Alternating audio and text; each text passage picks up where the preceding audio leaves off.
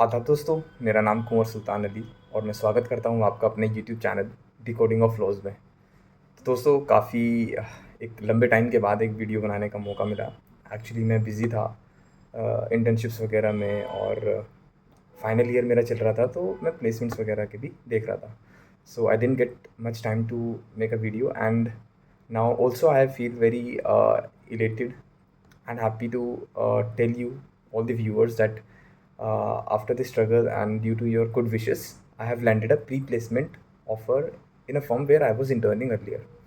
But I will make a separate video on that.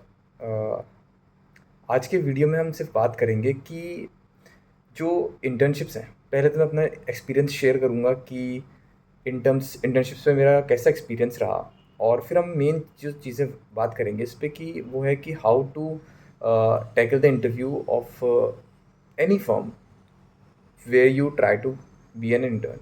All right, जहाँ पे आप intern के लिए अप्लाई करते हैं, तो इंटरव्यूज़ में क्या जो सीनियर्स हैं वो पूछ सकते हैं, क्या वो एक्सपेक्ट करते हैं as a final year student और a second year student. So आज हम उसी पे बात करेंगे। तो आप हमारे साथ वीडियो में बने रहिएगा, क्योंकि ये वीडियो थोड़ा सा लंबा हो सकता है, but it would be very informative, I promise you for that.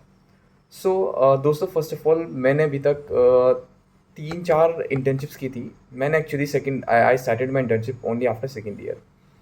From first semester till fourth semester, I never did an internship.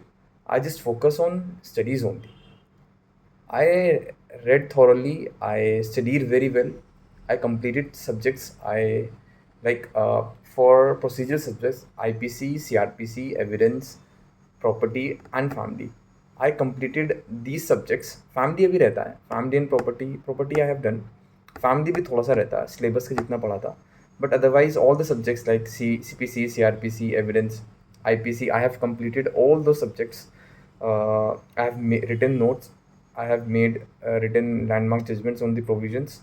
So from section 1 to section till the last section, I have completed all these procedural subjects. So I studied well. I studied every subject very well till fourth semester. After the fourth semester, I started internship. तो कुछ internships में मैं गया एक दो पे, तो वो मैंने जल्दी छोड़ दी क्योंकि वो मुझे फ्रूटफुल नहीं लगा। बट उसके बाद रिसेंटली इमीडिएटली मैंने ज्वाइन किया वो अच्छे फर्म्स थे। तो ZNM एसोसिएट्स में मैंने किया इंटर्नशिप। फिर मैंने चैम्बर्स ऑफ पवन रिले में इंटर्नशिप किया। मैंने लिटिगेटर्स में किया, जो मैंने कंटिन्यू करा। बाकी कुछ बीच में किए थे मैंने 5-10 दिन में, वो छोड़ दिया because I didn't find it very fruitful. तो दोस्तों, जो मेरी पहली इंटर्नशिप थी अच्छी वाली, वो उसमें वो ZNM एसोसिएट्स में था। और फर्स्ट ऑफ ऑल एक एक चीज़ और मैं बता दूं अपने दोस्तों को, अपने दर्शकों को, कि मैंने आज तक, मतलब कभी भी, आई never applied for internship through the formal channel. जो होता है ना कि HR टीम को अपना CV भेजो, they will respond when ever they get time, they will call for you interview ना। I was lucky enough because I actually had a very good habit of developing network. Although I was new to Delhi, not in the sense कि दिल्ली में तो मैं काफ़ी time से हूँ, but legal field में I am first generation lawyer and तो सभी कुछ मैंने अपने आप किया। तो I developed a habit, I made a group, networking group. मैं नेटवर्किंग करता था, मैं लोगों से मिलता था, उनके बारे में जानता था, अपने बारे में बताता था। तो फोर्थ सेमेस्टर के बाद मैंने ये नेटवर्किंग स्टार्ट किया, कुछ दिनों 2-3 महीने किया, उसके बाद कंटिन्यू किया मैंने उसको। And I am happy that in my legal network community I have now 1,000 to 1,500 people in my legal network, and from that only I got the opportunity.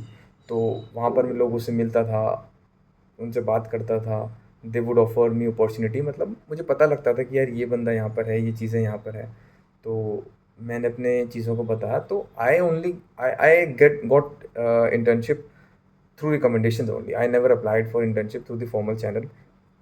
और स्टार्टिंग से लेके till tier first form, I also got recently an opportunity in Karan Jwala and Company. That's a first year law firm in India, established in 1980s.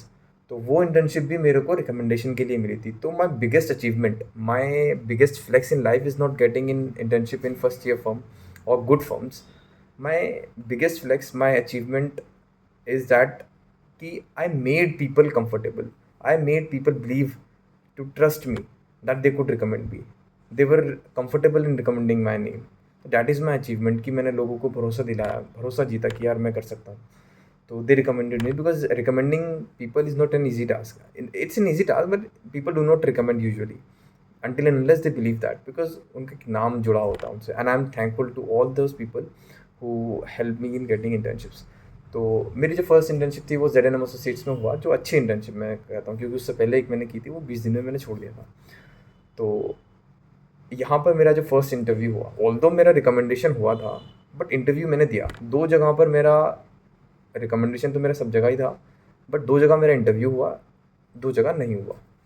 तो यहाँ पर मेरा interview हुआ, it was my first interview and it was the biggest interview, मतलब बहुत बड़ा था। It's a long interview, करीब 30-40 मिनट तक चला। मतलब वो प्लान्ड नहीं था, बट इवेंचुअली वो इतना बड़ा हो गया, क्योंकि इतना लंबा इंटर्न्स का तो इंटरव्यू नहीं होता है। खैर जॉब्स वगैरह में हो जाता है, बट इंटर्न्स के लिए नहीं होता। बट इवेंचुअली हमारा हो गया, बिकॉज उन्होंने मुझसे पूछा कि आप कहाँ करते हो, क्या करते हो, and how was your experience, what did you do at your last internship. तो आई जस्ट सेड कि I drafted 2 bails and legal research. Then he just came to tell me the jurisprudence of bail, tell me the article related in the constitution related to with the bail, which we usually try to link with the bail. What is the jurisprudence of bail? Then to the family questions, then to domestic violence, then what interests you, what is the interesting subjects, then questions from that. तो इस तरह से वो question से questions निकलते चले गए and वो इतना बड़ा हो गया। फिर उसके बाद मैंने चैम्बर्स ऑफ पवन रिले में किया, तो वो भी रिकमेंडेशन के थ्रू ही था, बट उनका भी इंटरव्यू हुआ था। तो उसमें वो इंटरव्यू मेरा स्टार्ट हुआ कि बिकॉज आई ड्राफ्टेड, यहाँ पे जो मैंने फर्स्ट अपनी इंटर्नशिप पे मैंने ड्राफ्ट किया था रिट्स वगैरह, और WS भी मैंने एक बना दिया था, वो कंप्लीट नहीं था, फर्स्ट ड्राफ्ट जिसे बोलते हैं वो मैंने बनाया था। तो सर ने वही चीज़ एकदम से पिक की कि how could you draft in written statement when you are just an intern, because it requires a skill.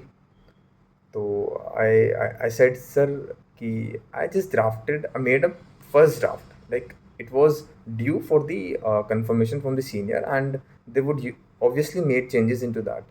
Then he told me, he started asking questions from that only. What is the order of the written statement, what is the evasive reply in written statement, and वो उन्होंने question मेरे को वहीं से पूछे कि practical में आप क्या करें, क्या किया आपने, रिटन स्टेटमेंट से शुरू कर दिया, कॉन्स्टिट्यूशन से, एंड थोड़ा सा उनका गाइडिंग वगैरह था। तो इस तरह से क्वेश्चंस उन्होंने मुझसे पुट अप किए, जो मेरे CV में अपने डाला हुआ था। और फिर मैं अपना यूट्यूब चैनल चलाता हूँ। देन ही आस्क्ड मी कि व्हाट इज़ योर हॉबी, तो आई सेड कि I usually make videos, I socialize with people. तो he just open my YouTube channel and ask me question from that you made that video so and so, tell me the landmark judgment on this, what you have made a video। तो इस तरह से वो हमारा चला, हमारा interview. तो उसके बाद वो हुआ था। तो इस सब चीज़ों से जो मैंने सीखा वो ये है कि आपको क्वेश्चंस जो पूछते हैं वो यूजुअली, अगर आपने प्रायर एक्सपीरियंस है इंटर्नशिप में, तो mostly questions would be that. अगर मोस्ट सारे उसी से नहीं होंगे तो एटलीस्ट स्टार्ट तो आपका वहीं से होगा। And then they might ask you questions different other than the subjects or the things you mentioned in your CV. But the heck is that कि वो questions कभी भी आपके basic knowledge से बाहर नहीं होंगे। तो if any student who has studied well in their semester and he just know the basic outline of that particular act or law, then he would crack any interview for the internship. All right. Like आपको constitution के basics, fundamental rights पे कुछ cases पता हैं जो आपने syllabus में पढ़े हैं, फंडामेंटल ड्यूटीज़ हैं, इनके आर्टिकल्स पता हैं, और नेगोशिएबल इंस्ट्रूमेंट एक्ट है, उसके बेसिक चीज़ पता है, IPC के जो कोर्स में सेक्शंस थे मेन वो आपको पता है, या फिर CPC में जो मेन ऑर्डर्स जो आपने सिलेबस में पढ़ा है, ऑर्डर 39 इंटरलॉक्यूटरी एप्लीकेशन है, इंजंक्शन है, या फिर मनी सूट है, रिकवरी सूट है, रेस जुडिकाटा है, रेस सब्सिडीज है। तो ये सब बेसिक क्वेश्चंस हैं। तो अगर आपका फर्स्ट इंटर्नशिप के लिए आप इंटरव्यू दे रहे हो तो डैट क्वेश्चन श्योरली आपका उसी में से होंगे जो बेसिक क्वेश्चन है। अगर आपका प्रायर एक्सपीरियंस है तो क्वेश्चंस वुड बी फ्रॉम आपने क्या किया। जैसे आपने कहा कि इंटरलॉक्यूटरी हमने एप्लीकेशंस ड्राफ्ट करी ऑर्डर 39 में, तो क्वेश्चन वहीं से होगा कि ऑर्डर 39 किस लिए होता है। सेकंड क्वेश्चन माइट बी कि अगर किसी ने वो फॉलो नहीं किया तो उसको बाद हमारे पास क्या रेमेडी होगी। तो ऑर्डर 39 क्लॉज 2 में हम जा सकते हैं। परमानेंट इंजंक्शन कहाँ से लेंगे हम, वो स्पेसिफिक लिफ्ट से मिलता है। तो इस तरह से क्वेश्चन आते हैं। तो अगर आपके बेसिक लॉ क्लियर हैं जो आपने सिलेबस में पढ़ा है, सिर्फ उतना बेसिक्स लॉ आपके क्लियर हैं जो आपने सिलेबस में पढ़ा है, तो then it is more than sufficient आपका किसी भी इंटरव्यू में क्लियर करने के लिए।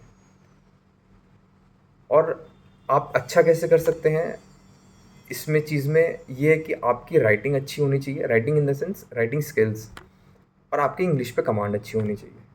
तो all these three things are required, which the senior looks into or wants a fresher or a law student to have at least for the interview और the intern। और जॉब्स में basically starting में यही काम आता है, थोड़ा सा एक्सपीरियंस आपका जो इंटरव्यूज़ वगैरह में इंटर्नशिप पे हो जाता है तो वो थोड़ा सा इंक्लूडेड हो जाता है उसमें, बट मोर और लेस सेम ही रहता है।